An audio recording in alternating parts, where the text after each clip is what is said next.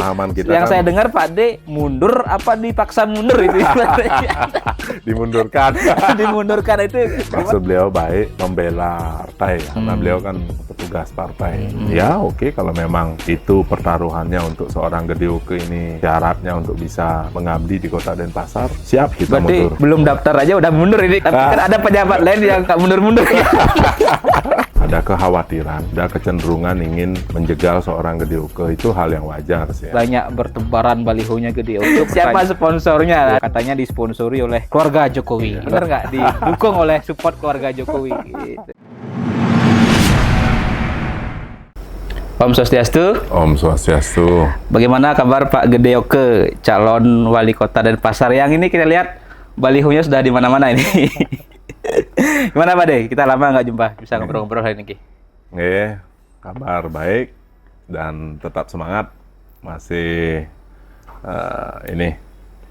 masih berjuang. Ini kan tinggal 1 bulan setengah lah, 1 bulan ya menjelang pendaftaran di tanggal 27 Agustus. Akhir Agustus. Ya, betul. sampai 29. Kabar rekomendasi gimana? Itu ya. Ini yang harus kita tanya, karena kan kalau rekomendasi nggak ada ya Pak D nggak bisa maju. Ya, kaitannya dengan rekomendasi itu kan ranah partai, ranah partai. Jadi kita berikan mekanismenya di internal partai. Tapi upaya-upaya kita dalam hal boleh katakan menjual Gede Oke ini kepada partai. Seperti apa seorang Gede Oke, kemudian visi misinya bagaimana, programnya seperti apa, komitmennya bagaimana, itu sudah kita sampaikan ke partai. Di mana saja Bos? Di Golkar? Partai-partai di Golkar, kemudian di Gerindra juga kita sudah, kemudian di Demokrat, kemudian di PSI. Nah ini pendaftaran yang secara resmi kita lakukan. Jadi kita datang bersama tim ke sekretariat kantor dari masing-masing partai. Kita mengajukan surat sesuai dengan ketentuan yang disyaratkan oleh partai. Kemudian di Nasdem juga sudah. Jadi kurang lebih yang secara resminya ada 5 partai yang sudah kita menghadap ke sekretariat masing-masing dan diterima oleh ketua dari masing-masing partai untuk di Denpasar. Ya, yang menarik kan juga belakangan ini muncul juga nama-nama lain selain Pak Gede Oke kan, tapi kita tahu Pak Gede Oke ini yang pertama menggebrak untuk menjadi calon atau alternatif lah di luar partai penguasa atau PDI Perjuangan. Belakangan muncul ada paket Manu, kemudian juga ada katanya Bagus Kertanegara atau Sting juga mau maju, kemudian juga ada nama Pak Gede Ngurah Hambara Putra yang juga dulu pernah maju calon wali kota. Ini Pak D melihat ini mereka itu ikut-ikutan apa gimana? Serius nggak maju gitu kan? Kalau Pak Gede oke lah balihonya paling banyak, tapi mereka ini kan belum ya. Tapi ada yang bilang nggak baliho nggak penting, tapi kan itu juga menunjukkan keseriusan. Ya.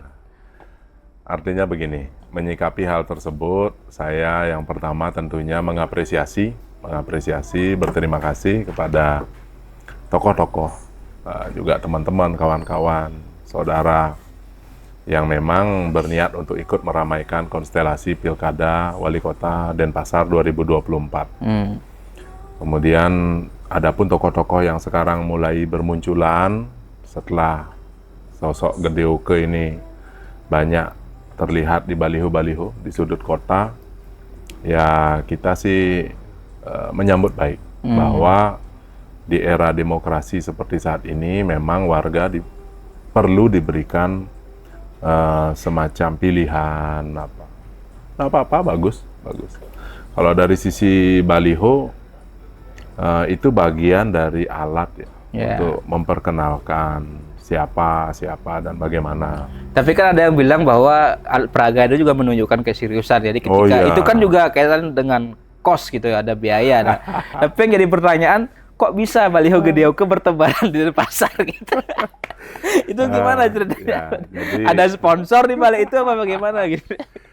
Kaitannya dengan balihonya Gede Oke, kalau disimak secara betul-betul bisa dilihat balihonya Gede Oke yang paling banyak variasinya.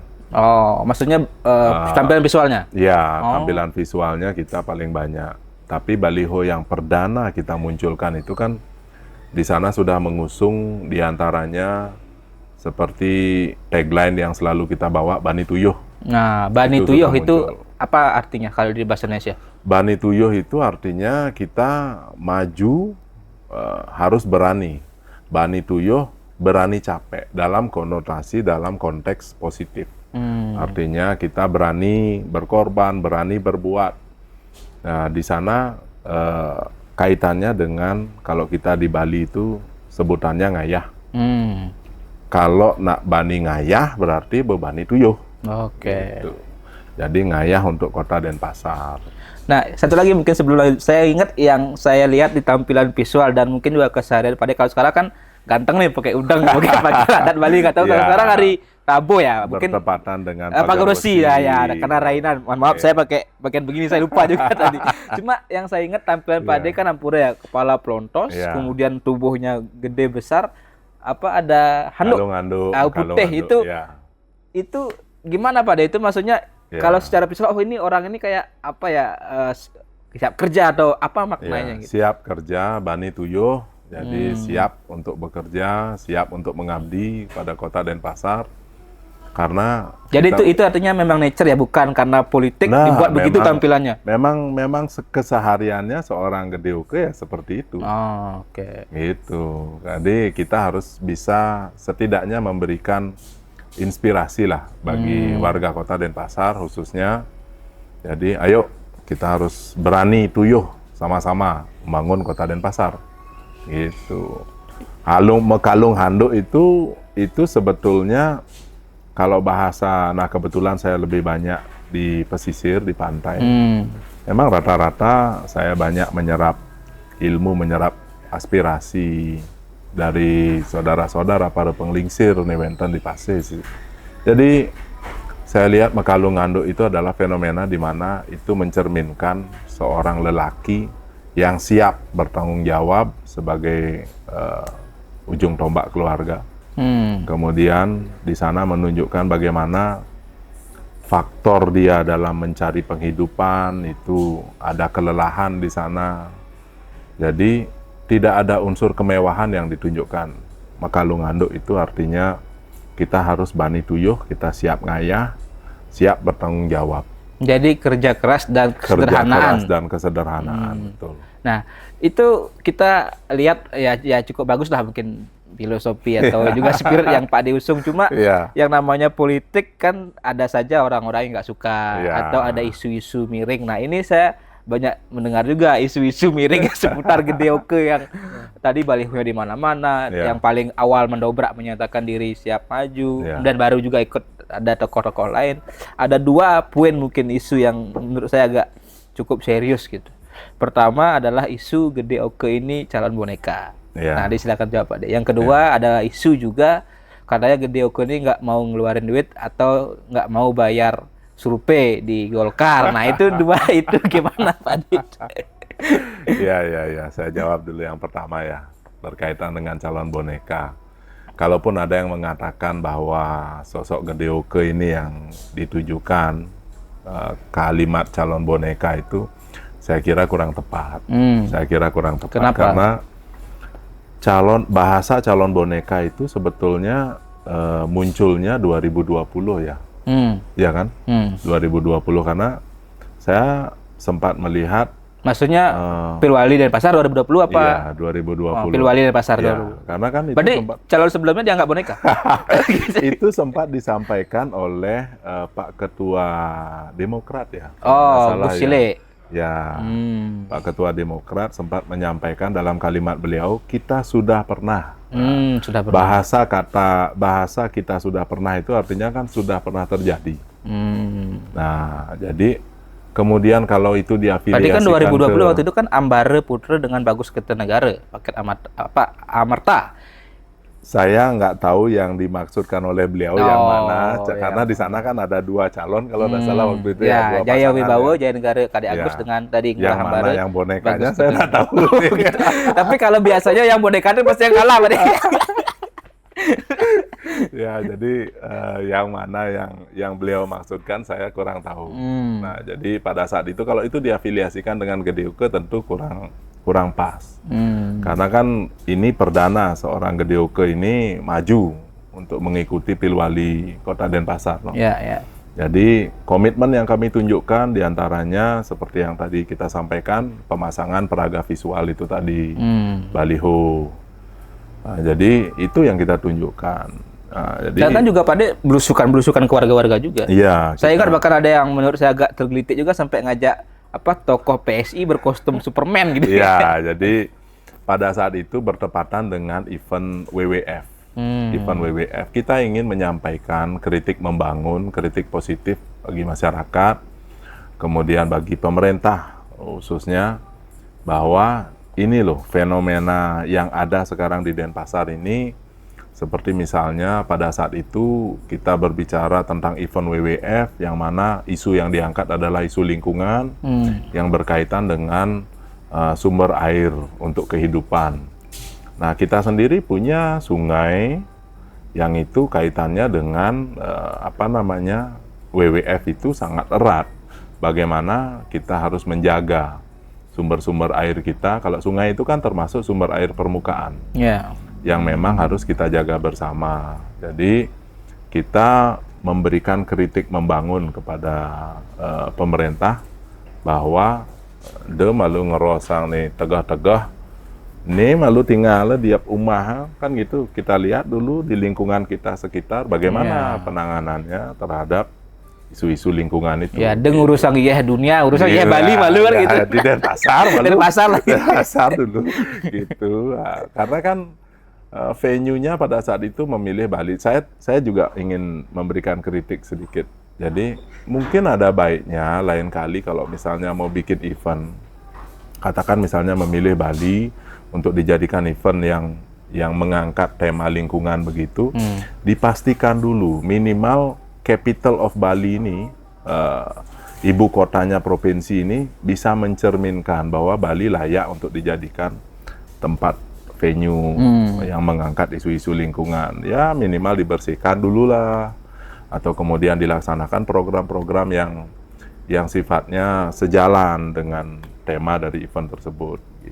Jadi itu yang kita angkat waktu itu. Ya, itu cukup menarik juga saya lihat. Nah, tadi yang kedua soal itu kan tadi Pak Gede sudah tegaskan bahwa bukan calon boneka, memang serius maju Pak ya. Serius. Nah, sangat serius. Kedua soal isu yang dengar kan di Golkar itu secara mekanisme internal mereka kan ada survei. Iya. Nah, dan siapapun kandidat baik gubernur atau wali kota atau calon bupati wakil bupati kan bayar survei ya, harus gitu untuk melihat elektabilitasnya. Nah, saya dengar ada isu Pak Gedeuke katanya nggak mau bayar survei, itu benar bagaimana? Jadi mungkin saya luruskan dari sudut pandang saya sedikit mengenai mekanisme di Partai Golkar. Jadi di sana sebetulnya tidak ada sebuah kata harus, itu tidak ada. Jadi itu merupakan syarat yang ditetapkan oleh partai. Saya kira bukan hanya Golkar. Jadi semua partai pun pastinya menetapkan syarat yang sama dalam mereka memilih siapa yang akan mereka usung nantinya pada saat Pilwali. Nah, jadi syaratnya diantaranya adalah untuk melihat secara popularitas sosok yang mendaftar ini, kemudian elektabilitasnya seperti apa. Itu kan harus ada hitungannya yang melalui mekanisme survei tersebut. Jadi saya kira itu memang sebaiknya ditempuh lah oleh para calon.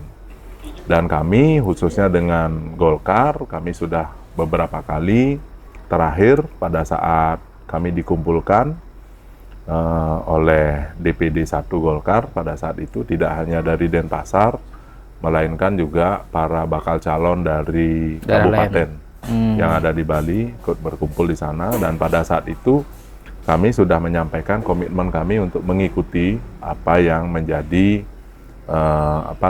mekanisme persyaratan, mekanisme di internal partai untuk menentukan bahwa rekomendasinya nanti turunnya ke siapa itu kita ikut. Berarti survei itu kalau nggak salah yang dengar berapa? 150 juta atau berapa? Yang disampaikan ke kami biaya untuk melaksanakannya kurang lebih sekian. Tetapi untuk lebih jelasnya, karena khusus untuk di kita di GDOK sendiri, kita kan ada tim. Berarti artinya dana itu sudah Pak disiapkan atau sudah Pak disampaikan lah untuk uang survei? Sudah kita sampaikan kepada partai dan pada saat itu kita juga didampingi oleh tim.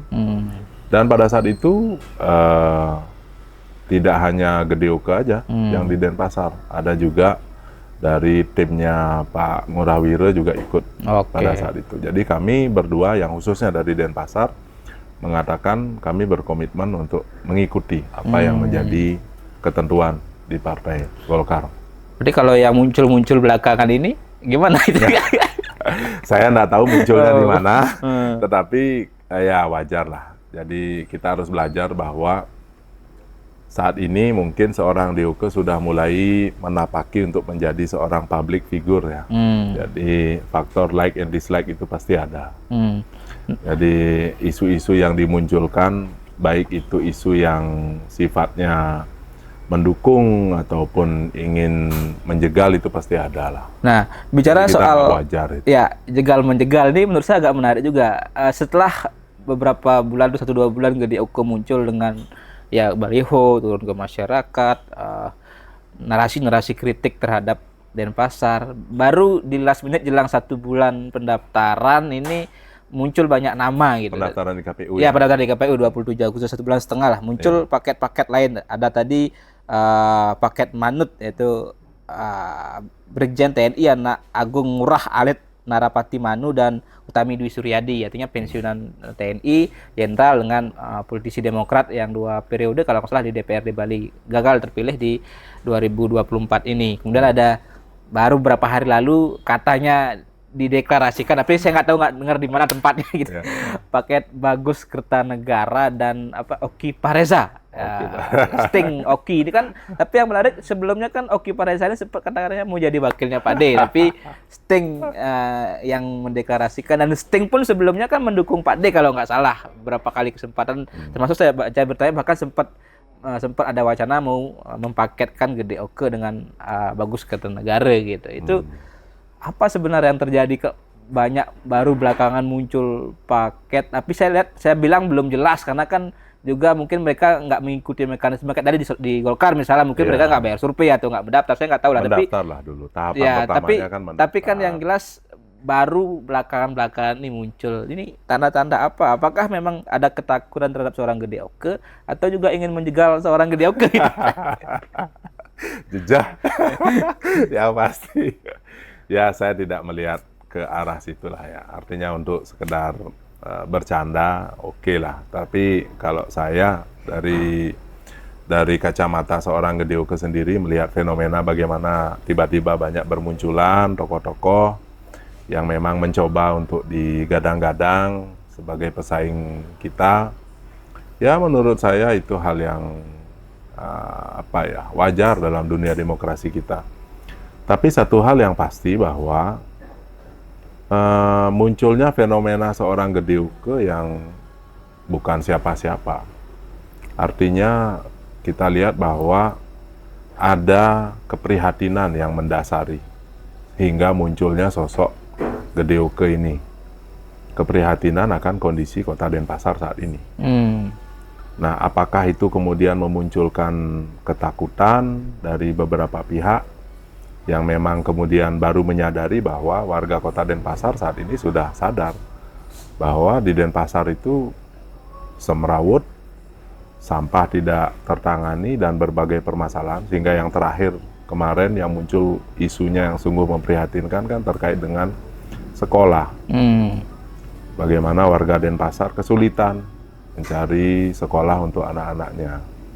Nah, hal-hal demikian ini kan muncul memang sudah dari beberapa tahun, tetapi saat ini pada event politik ini akhirnya hal itu tetap muncul juga, dan Gede Oke muncul di sana memberikan jaminan-jaminan terhadap berbagai permasalahan yang muncul itu kita siap selesaikan dengan modal bani tuyuhnya itu. Nah, jadi itu kemudian memunculkan, ya patut diduga kalau dari kacamata saya melihat ada kekhawatiran dan ada kecenderungan ingin menjegal seorang Gede Oke, itu hal yang wajar sih ya. Nah, jadi munculnya fenomena calon-calon tadi itu menurut saya enggak masalah.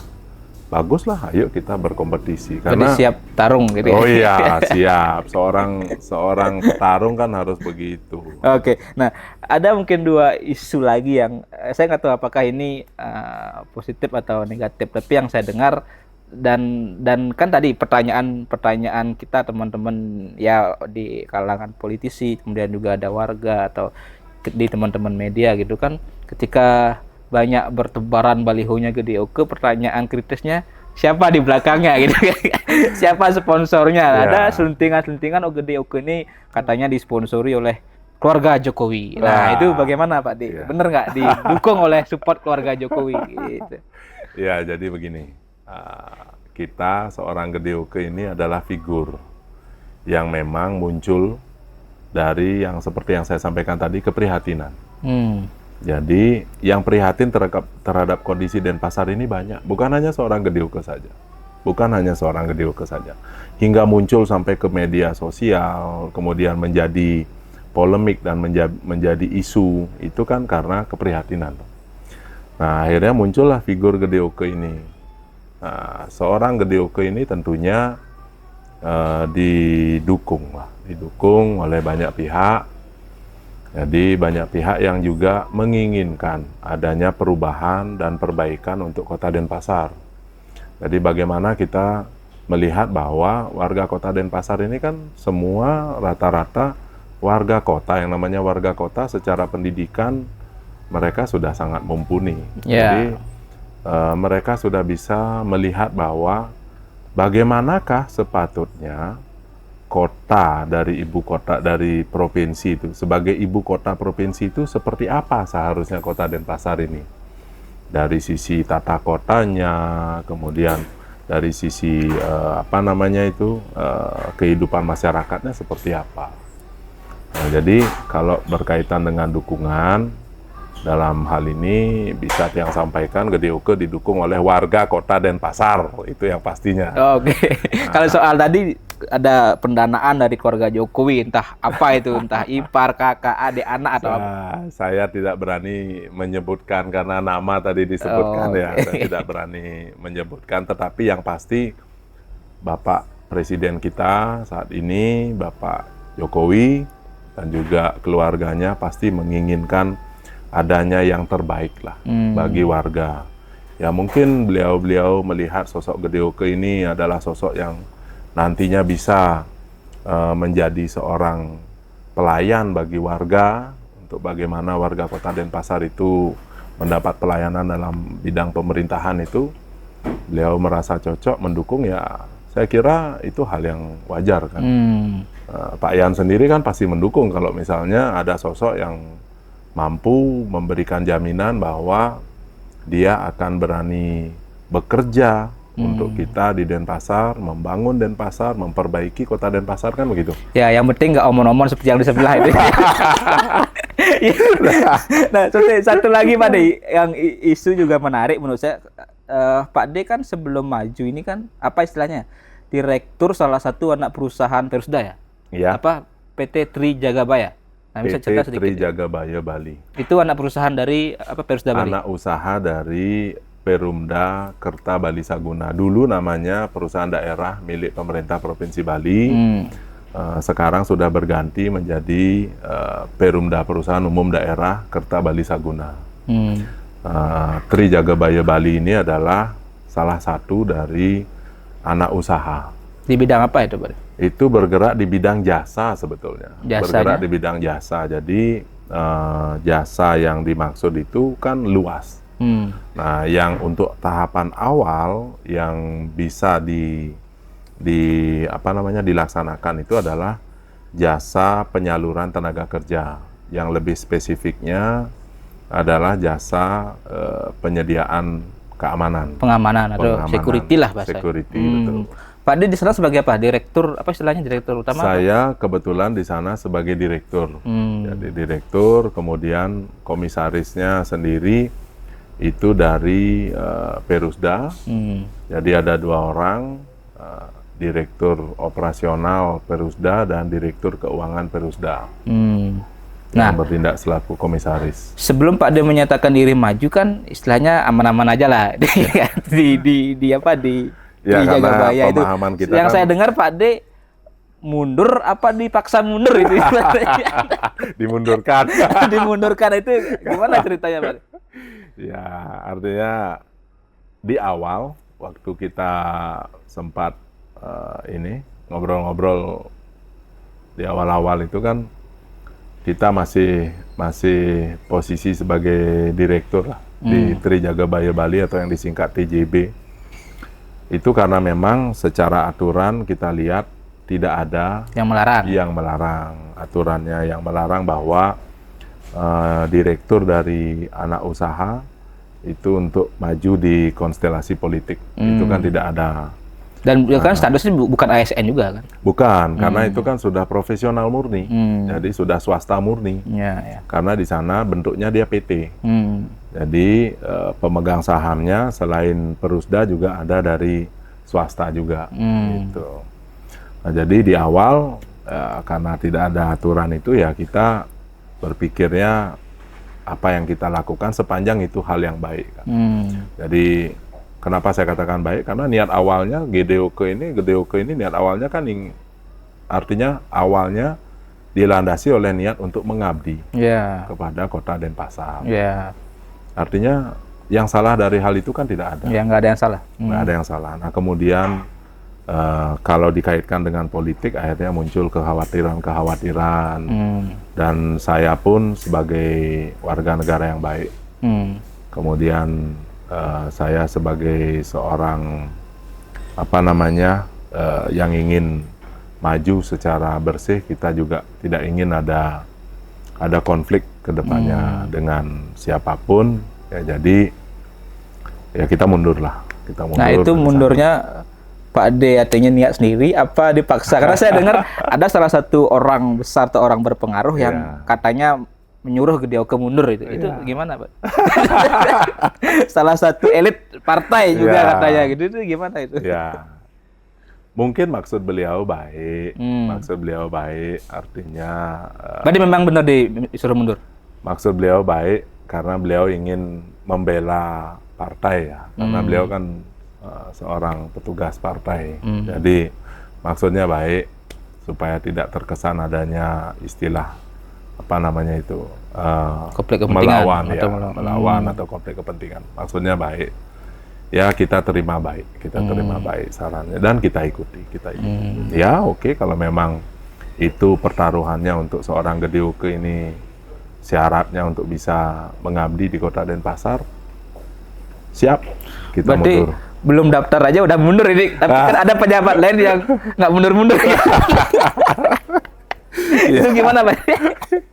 Ya disitulah kita bisa lihat komitmen seorang. Kalau kita melihatnya itu kita harus berjiwa ksatria, Kalau memang kita harus mundur, ya kita harus berani mundur untuk bisa maju. Mundur selangkah, maju 4 langkah kan? Untuk maju, ya betul. Nah, mungkin beberapa poin pertanyaan terakhir Pak De. Dengan tagline Pak GDOK Bani Tuyuh itu sebenarnya apa keresahan mendalam seorang GDOK atau apa sih yang membuat GDOK ini ingin berbuat untuk Denpasar? Apakah Denpasar sudah baik-baik saja atau Denpasar malah jalan di tempat atau seperti apa gitu? Munculnya tagline kita Bani Tuyuh itu setelah melihat kondisi Denpasar. Karena permasalahan yang ada di Denpasar ini lebih banyak permasalahan teknis sebetulnya. Contoh misalnya sampah. Itu untuk menangani itu tidak bisa dengan teori. Harus kita bergerak. Harus Bani Tuyuh, jemak gak ini ke gitu loh. Misalnya ada banjir. Banjir itu kan kaitannya dengan drainase. Jadi bagaimana sungai, drainase itu memang harus kita bergerak. Memang bersihkan sungai itu, dinormalisasi agar tidak meluap pada saat musim hujan. Kemudian fenomena macet. Macet itu lebih kepada hal teknis juga. Jadi bagaimana kita harus hadir di sana, di tengah-tengah warga, di tengah-tengah permasalahan itu, seperti kemacetan. Saya tidak pernah melihat adanya petugas dinas perhubungan yang berjaga pada saat terjadinya kemacetan. Padahal kemacetan-kemacetan itu kan, itu mayoritas atau lebih banyak munculnya akibat kesemrawutan di persimpangan. Nah, jadi hal-hal teknis yang seperti itu yang membuat ya kita harus berani tuyuh, kita harus berani turun, kita harus berani ada di tengah-tengah warga pada saat permasalahan itu terjadi untuk ikut menyelesaikan. Jadi jangan dibiarkan sedemikian rupa, kemudian kita berdalih, kemudian kita berteori, hal itu tidak akan pernah selesai. Permasalahan teknis harus diselesaikan dengan kita turun, kita ada di sana dan kita bekerja untuk itu. Kita ada di sana. Nah, hal inilah yang membuat kita simpulkan, kesimpulannya untuk menangani permasalahan yang ada di Denpasar ini, ya harus berani tuyuh. Iya, dari perspektif itu saya bisa pahami apa yang menjadi keresahan Pak D. Tapi kita bicara realita politik, Denpasar ini 20 tahun lebih dikuasai PDI Perjuangan, dan ketika berkaca kepada Pilwali Denpasar 2020 kan jauh sekali paket Amerta, Ambare, Bagus Kertanegara hanya kalau nggak salah dapat 8% suara kalau nggak salah. Dari PDIP, Jaya Negara dan KD Agus Arya Wibawa atau Jaya Wibawa kan 90% lebih. Itu saja sudah menunjukkan bahwa siapapun nanti penantangnya mungkin nggak jauh-jauh dari angka itu, angkanya gitu. Ataupun kalau paling hebat sekalipun mungkin di angka 30-40% kan tetap kalah. Nah, keyakinan Gede Oke gimana? Bisa nggak dapat suara 50% lebih dengan fakta Amerta aja dapat suara 8% gitu. Kalau posisinya nanti adalah head to head, kita dengan siapapun yang diusung, dianggaplah petahana lah. Ya, petahana. Jaya Negara KD Agus. Ya, memang ketentuannya kita harus bisa 50% plus 1 kan itu. Nah, artinya begini, yang tadi Pak Yan sampaikan itu kan berkaca kepada situasi politik pada saat 2020. Di mana pada saat itu kita tahulah afiliasinya partai ini kemana, kemudian istilahnya masih sedang kuat-kuatnya gitu kan. Karena kekuasaan ada di sana. Nah, kalau kita berkaca pada konstelasi politik yang baru-baru ini, nah di situ sebetulnya sudah nyata dan jelas terlihat bagaimana warga masyarakat, dalam hal ini pemilih, itu sudah pintar. Seperti misalnya pileg hasilnya tidak berbanding lurus dengan pilpres. Nah, jadi satu hal yang kita bisa lihat bahwa warga dalam memilih sosok pemimpin, mereka paham bahwa faktor figur itu yang utama. Nah, jadi disinilah kemudian Gede Oke itu muncul. Ini loh figur yang kami munculkan. Jadi figur yang siap bekerja, bani tuyuh, bani ngayah kan gitu, untuk menangani permasalahan-permasalahan yang ada di Kota Denpasar. Nah, jadi apapun permasalahannya, kalau kita tidak berani tuyuh, ya nggak bisa bakalan selesai itu permasalahan itu. Nah, jadi tentunya kami optimis melihat dari pelaksanaan Pilpres kemarin, bagaimana sosok figur seorang Bapak Prabowo selaku sebagai presiden terpilih saat ini dan Mas Gibran itu mendapat simpati dari warga. Artinya masyarakat menaruh harapan kepada beliau berdua untuk memimpin bangsa ini ke depan. Nah, itu juga yang membuat kami yakin bahwa warga Denpasar khususnya sudah pintar melihat, oke lah, dalam Pilpres, dalam Pileg kemarin, suara partai masih mungkin sama seperti Pileg sebelumnya. 2019. Nah, tetapi kalau berkaitan dengan pemilihan figur, kami yakin warga Kota Denpasar sudah cukup pintar untuk bisa menentukan pilihan. Karena mereka sudah pernah memberikan pilihannya di tahun 2020, artinya mereka mempercayai. Nah, dari 2020 sampai dengan 2024 saat ini, mereka bisa melihat kinerjanya seperti apa. Oke. Kondisi Kota Denpasar saat ini bagaimana, kan mereka bisa lihat. Ya, kita tunggu Pak De. Siap. Yang penting rekomendasi dulu ya Siap. dari Partai Koalisi Indonesia Maju atau Kim Plus yang elit-elitnya menyatakan tegas tidak ingin ada kotak kosong, karena Denpasar ini dari info yang saya dengar salah satu radar juga yang katanya mau diskenariokan kotak kosong itu kan. Kalau untuk kotak kosong nih janganlah. Artinya figur putra Denpasar ini, figur tokoh Denpasar itu banyak. Jangan sampai ada kotak kosong. Jadi mari kita berlomba secara sportif.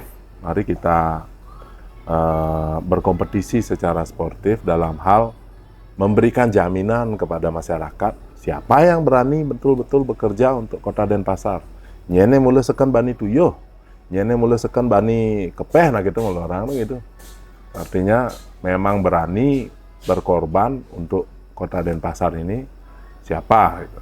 Nah, jadi saya harap sih jangan sampai ada kotak kosong, karena kalau kotak kosong itu seolah-olah mencerminkan warga itu seperti sudah a priori dengan perhelatan pilkada wali kota ini. Jadi ya ngambul lah istilahnya warga kalau sampai terjadi. Apalagi kalau yang menang kotak kosong nanti. Tambah kacau lagi. Kacau lagi, itu artinya sudah ada ketidakpercayaan publik, ketidakpercayaan warga terhadap sistem pemerintahan kita kan gitu. Oke. Ya, terima kasih Pak Gede Oke, Pak D. Kita doakan yang terbaik untuk jalan seorang Gede Oke dan partai ini menjadi catatan untuk demokrasi di Bali. Ya, jangan sampai ada kotak kosong satupun kita harapkan. Ya, jangan kan kalau kita nggak kurang stok pemimpin atau tokoh-tokoh muda, ya salah satu Pak Gede Oke yang siap bani tuyuh ya untuk daerahnya. Ya, terima kasih Pak De. Denpasar menyala. Ya, Denpasar menyala. Ya, kita sambung kesempatan berikutnya dan mungkin nanti juga kita tunggu rekomendasinya. Sukses semua.